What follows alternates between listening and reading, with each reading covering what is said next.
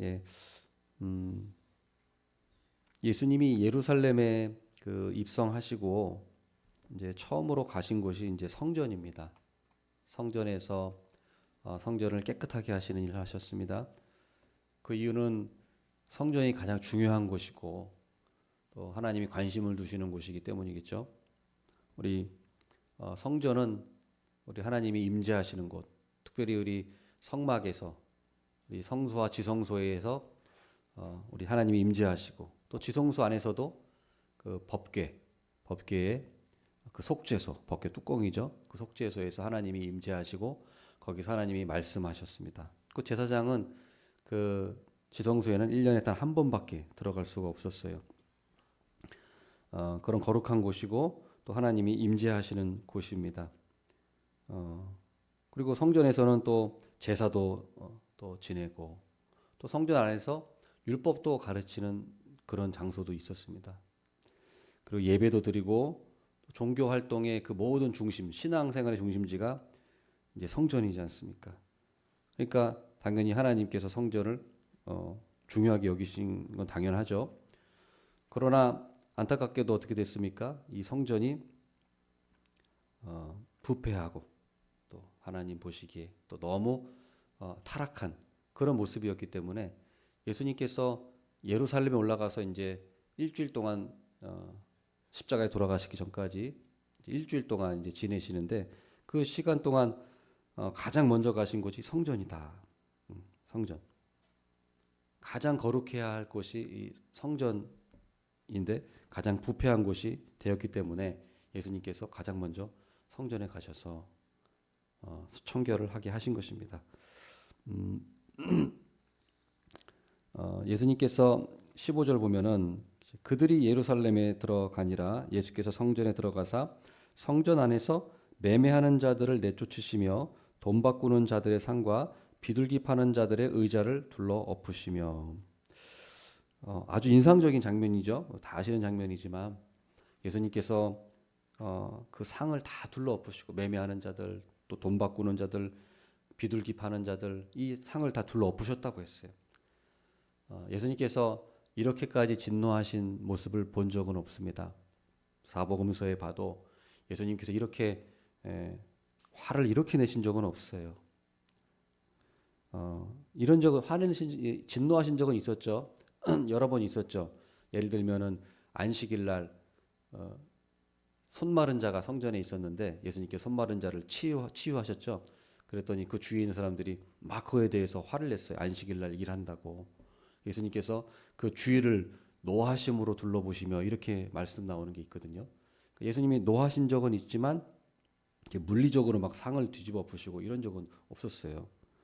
그러나 예수님께서 굉장히 이렇게 화가 나셨죠. 저도 뭐 예전에 어렸을 때 그 제삿날 이런 데 가면 가끔 누가 엎으시고 그러신 거 본 적은 있는데 또 장례식장 하거나 그러면은 술 취해서 이렇게 엎으시거나 하시는 분은 있잖아요. 그런 가장 화가 났을 때, 가장 진노가 났을 때 이제 막 더 이상 어떻게 할 수 없어 상을 뒤집어 엎는 그런 경우인데 예수님께서 이렇게 상을 엎으셨다. 그러니까 최고로 진노하셨다는 거예요. 왜 진노하셨습니까? 17절에 나와 있습니다. 17절. 이에 가르쳐 이르시되 기록된 바 내 집은 만민이 기도하는 집이라 칭함을 받으리라고 하지 아니하였느냐 너희는 강도의 소굴을 만들었도다 하시매. 우리 성전 하나님의 집은 만민이 기도하는 집이어야 되는데 강도의 소굴을 만들었도다. 강도의 소굴을 만들었도다 그랬어요. 당시 성전에는 그 환전상들이 있었습니다. 왜냐하면 성전세를 바칠 때 그 성전에서 발행한 화폐가 있어요. 그걸로 성전세를 내야지 그냥 일반 돈으로는 못 냈습니다. 성전세를 바꾸는데 그때 이제 환전하는데 차익이 많이 발생하고 그걸 굉장히 크게 이익을 발생했고요. 그 다음에 성전 안에서 또 가축도 판매했어요. 여기 비둘기를 판매했다고 했는데 비둘기뿐만이 아니라 양, 뭐 소, 이게 희생 제사를 드릴 때 필요한 그 가축들 그걸 팔았어요. 왜냐하면 멀리서 오면은 다 오다가 죽을 수도 있고 병들 수도 있고 하니까 그걸 예방하기 위해서 이제 성전에서 그걸 팔아서 돈을 내면 흠없는 거를 이제 매매하고 그걸로 바치고 이렇게 해서 했는데 사실은 이거는 나쁜 일은 아니에요. 필요한 거죠. 예, 환전상도 필요한 거고 가축을 매매하는 그런 일도 성전에서 필요한 거예요. 제사를 제대로 드리기 위해서는 나쁜 게 아닙니다. 그게. 그러나 문제는 무엇입니까? 그걸 너무 큰 차익을 내서 우리 이뭐 제사장이나 뭐 사두개인이나 이 성전 지도자들이 그거를 가지고 그 돈벌이 수단으로 그걸 활용했기 때문에 문제가 되는 거예요. 자, 지금 우리에게도 적용해 보면 어떻게 말할 수 있습니까? 강단에서 헌금에 대해서 설교하고 가르치고 헌금을 해야 된다고 요구하는 거는 바른 거예요. 정당한 겁니다. 오히려 헌금에 대해서 설교하지 않으면 그것이 잘못된 거예요. 예, 바른 헌금에 대해서 또 하나님이 어떤 헌금을 요구하시는지에 대해서 그에 대해서 설교하고 요구하고 가르치는 것은 당연한 것이고 정당한 거예요. 그러나 문제는 무엇입니까? 이 헌금을 누군가의 탐욕을 위해서 누군가의 어떤 탐욕을 채우기 위해서 그것을 사유화하면은 그게 문제가 되는 거죠. 예. 이 당시에 제사장들이 환전상을 두고 가축을 팔고 이건 문제가 되는 게 아니에요. 예. 그러나 그것을 돈벌이 수단으로 전락했기 때문에 강도라고 말하는 강도의 소굴을 만들었다 이렇게 얘기한 거예요. 우리 잘 아시지만 안타깝게도 우리 한국 교회의 현실이 안 그런 교회도 많이 있습니다만은 또 잘못된 교회도 종종 있지 않습니까? 목사 개인이 교회 재정을 마음대로 자기 마음대로 자기 돈처럼 주무르고 자기 이익을 위해서 자기 주머니에 챙기는 그런 탐욕을 부리는 모습들이 많이 있습니다. 얼마나 많이 있습니까? 그런데 더 큰 문제는 성도들이 그에 대해서 별 문제의식을 갖지 않는다는 거예요. 그러니까 목사도 문제지만 성도들도 문제인 것입니다. 우리가 죄 중에서도 방조죄가 있어요. 어떤 범죄를 봤을 때 그걸 신고하거나 바로잡거나 해야 되는데 그걸 하지 않고 그냥 묵인하고 가만히 그걸 보고도 가만히 있는다. 그럼 그건 방조 행위예요. 그렇지 않습니까? 누가 옆에 살인을 저지르고 있는데 아무것도 안 했어요. 그건 방조죄예요. 우리가 예를 들어서 우리 얼마 전에 크게 그 회자가 됐던 그 욕쟁이 그 목사, 욕쟁이 목사도 마찬가지죠.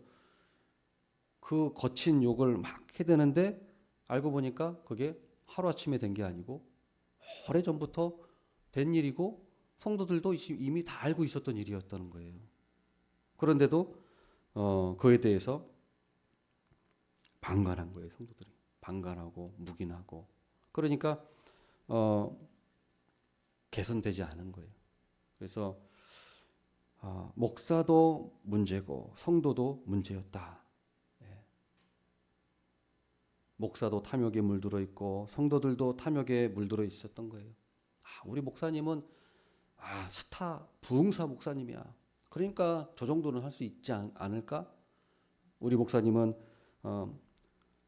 이 큰 교회 목사님이야. 그러니까 저 정도 재정은 좀 해도 되지 않을까?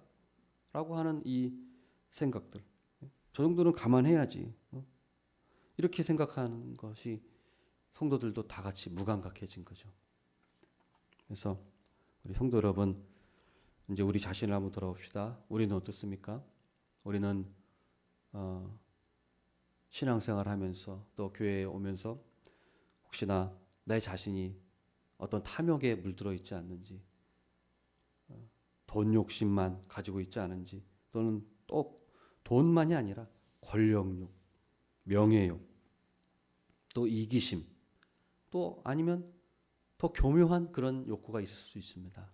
또는 뭐 인정 욕구, 그런 어떤 욕심들, 그런 것들이 목적이 돼서 우리가 신앙생활을 하고 있지 않습니까? 우리 마음이 성전입니다. 우리 마음이 성전이에요. 우리 예수님께서 고난주간 가장 먼저 하신 것이 성전 청결입니다. 우리의 마음이 인간의 마음은 부패하고 온갖 탐욕과 더러운 것으로 가득 차 있는 곳이 마음인데 그 마음을 우리 성전을 깨끗하게 하시기를 원하시는 거예요. 욕심을 버려야 된다. 온갖 욕심들을 우리가 버리기를 원합니다. 이 고난 주간 우리 마음을 우리의 욕심을 청소해서 우리 예수님의 이 고난 주간의 모습을 본받으면서 또 우리가 교훈을 얻는 그런 시간이 됐으면 좋겠습니다. 아멘.